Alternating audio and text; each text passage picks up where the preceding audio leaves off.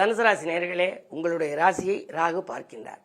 பின்னோக்கி பார்க்கிறார். ராகுவிற்கு பார்வை என்று எடுத்துக்கொண்டால் 3, 7, 11 லாபஸ்தானத்திலே அவர் பார்வை உங்கள் ராசியில் பதிகிறது. ராகுவை போல கொடுப்பானும் இல்லை என்கிறதுனாலே உங்களுக்கு மிக அற்புதமான வளர்ச்சி அடையப் போகின்றீர்கள். தொழிலே நீங்கள் தொட்டது துலங்கும்.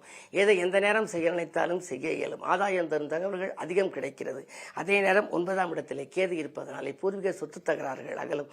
பாகப்பிரிவினர்கள் சுமூகமாக முடியும். பொது வாழ்விலே இருப்பவர்கள் புதிய சிந்தனையில் அவர்கள் செயல்பட்டு வெற்றி காணப் போகின்றார்கள். மேலும் குரு பார்வையும் உங்களுக்கு பதிகிறது.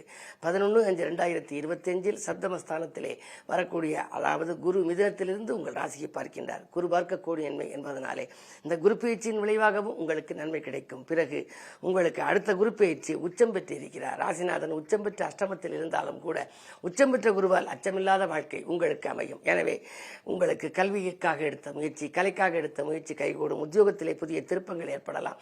அயல்நாடு சென்று பணிபுரிய வேண்டும் அல்லது அயல் மாநிலங்களுக்கு செல்ல வேண்டும் என்று நினைத்தால் அது கைகூடும். பொது வாழ்வில் இருப்பவர்களுக்கு இழந்த பதவியை மீண்டும் பெறக்கூடிய வாய்ப்பு கூட உண்டு. உங்களுக்கு இந்த ராகு கேதுக்களால் மிகுந்த நன்மைகள் கிடைக்க நீங்கள் வழிபட வேண்டிய தெய்வம் என்று எடுத்துக்கொண்டால் திருக்காளகஸ்தி சென்று வழிபட்டு வரலாம்.